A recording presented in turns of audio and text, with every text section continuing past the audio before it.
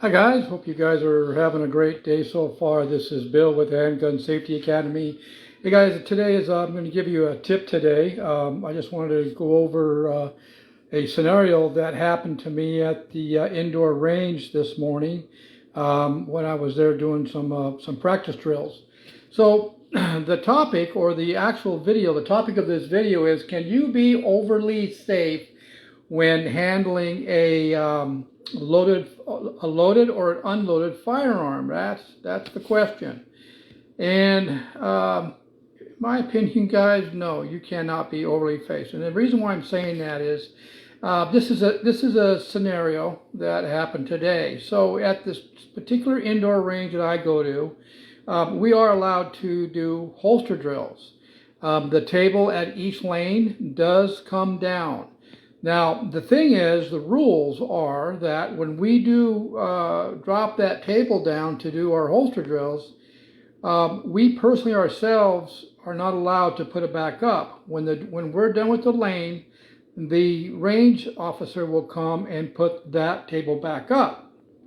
The other rule is that obviously, and this is a great rule, this is a rule that I go by when you're coming off a fire lane, is that when you step off that fire lane, your firearm needs to be cleared safely, safely.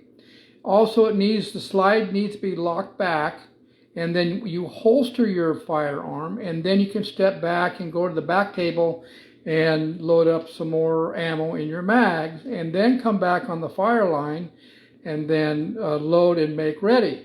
But the thing is that the other part of this whole thing is that, okay, you're all done with the drill, the table is down, and the other rule is you cannot leave that area without your firearm being cleared safely, slide locked back, and put back into a lock case.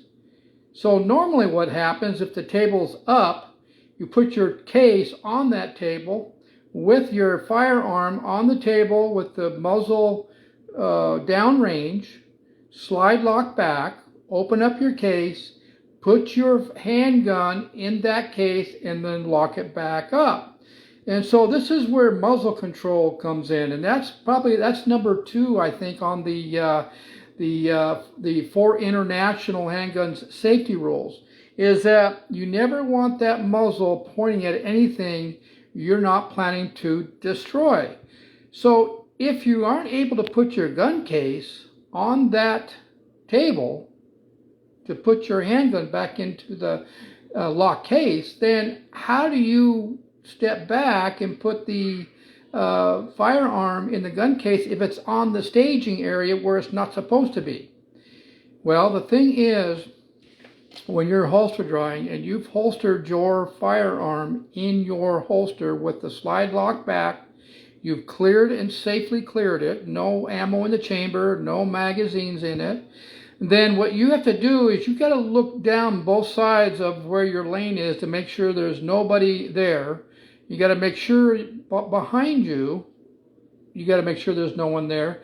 Take your case, and then you're going to need to put your handgun in that case where there's nobody. When you put your handgun in that case, if the muzzle's pointing at a certain direction, you have to make sure that there's nobody where that muzzle is pointing at.